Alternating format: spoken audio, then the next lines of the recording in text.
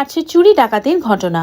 বিশেষ করে বেছে বেছে বিভিন্ন সময় সোনার দোকানগুলিতে ডাকাতি করার প্রবণতা বেড়ে গেছে, যার জেরে নিরাপত্তাহীনতায় ভুগছেন স্বর্ণ ব্যবসায়ীরা।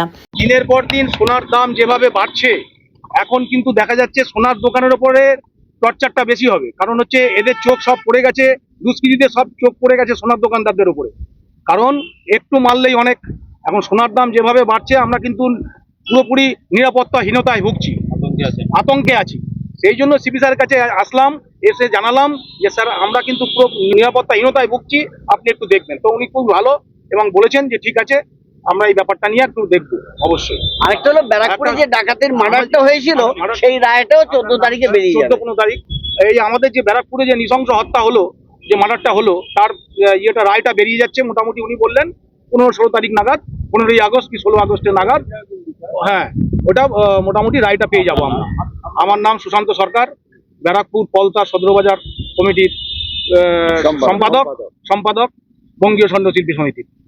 নিজেদের নিরাপত্তা সুনিশ্চিত করতে এবং পুরনো সোনা ভেঙে নতুন গহনা তৈরি করার জন্য ব্যবসায়ীদের যে পুলিশি ঝামেলায় পড়তে হচ্ছে, সেই সংক্রান্ত বিষয়ে পুলিশ প্রশাসনের দৃষ্টি আকর্ষণ করতে বৃহস্পতিবার বঙ্গীয় স্বর্ণশিল্পী সমিতির তরফ থেকে ব্যারাকপুরের পুলিশ কমিশনারকে ডেপুটেশন জমা দেওয়া হলো।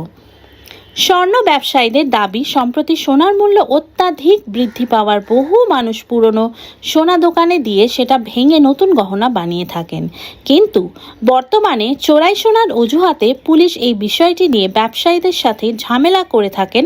উপযুক্ত কাগজপত্র দেখিয়েও পুলিশি হয়রানি এড়াতে পারেন না ব্যবসায়ীরা।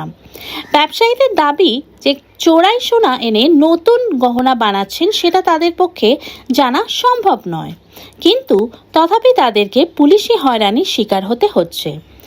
সোনার দোকানগুলির নিরাপত্তা ব্যবস্থা জোরদার করার পাশাপাশি চোরাই সোনার সমস্যা নিয়ে পুলিশি ঝামেলা থেকে স্বর্ণ ব্যবসায়ীদের বাঁচানোর আবেদনে ব্যারাকপুর পুলিশ কমিশনারকে আলোক রাজরিয়ার সদর্থক ভূমিকা পালন করার আশ্বাস দিয়েছে বলে স্বর্ণ ব্যবসায়ীরা জানান।